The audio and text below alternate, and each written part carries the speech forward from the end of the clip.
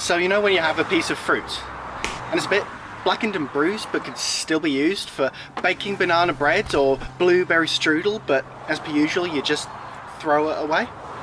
Who knows if it could have its uses later. Right now it's laughably useless and gross because the fructose is tasteless. We just want our fruit to be juicy and stainless. That mushy brown mark makes us want none and waste it. Well, words are like fruit. We want them when they're crisp and sweet and mark-free, but if they outlast their ripeness, last past their purity, palatability becomes presumptuous, because we can't handle anything that's not sumptuous.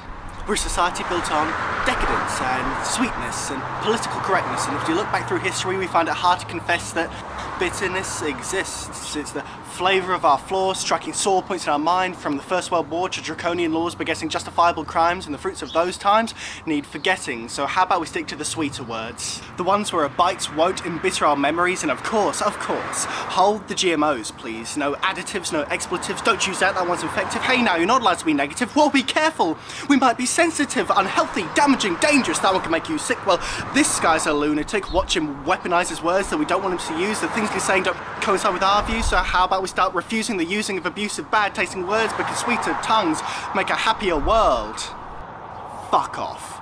It's this worldwide wasting of words I've detailed, this censorship that has sailed, which is rotting the fruit of our trees, when it's imperative that we cherry pick and choose what we can and can't say, as we're accused of misusing our words. The forbidden fruits in our fields hang unbitten because we're told we can't pick them. Most of our orchard, unused.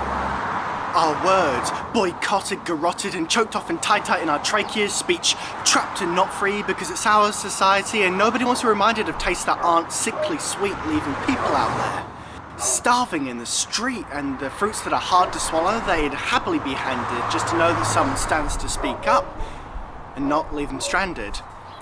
But nobody wants the discussion because it's a hard question. When it's a hard question, it gets censored to put off aggression, and silence to stop our depression. And if I could just make a suggestion to stop this politically correct progression of putting problems aside and hiding them behind yellow caution taped off lines for fear of someone finding a fence fenced off behind the warning signs.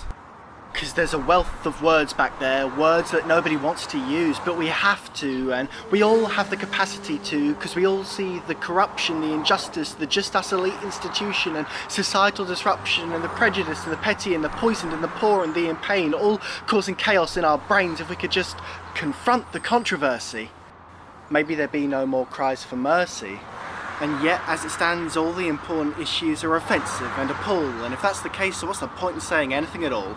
You refuse to let us eat our words because they're bitter, but if we never eat bitter, how will we know what sweet even tastes like? And the things you dislike us talking about, they're never going to go away whilst we live in such poverty, and not just poverty of food, but poverty of ideas, which is dangerous because ideas are meant to bloom and nourish and sustain, so to restrain them from sight is the death of the light at the end of the tunnel, which promises progress in troubling times and leaves us all forever in darkness. And if you still won't listen to us, then listen to the voices of those of us who starve because they were not allowed to eat and imagine. And then you can be saved if you just let them speak.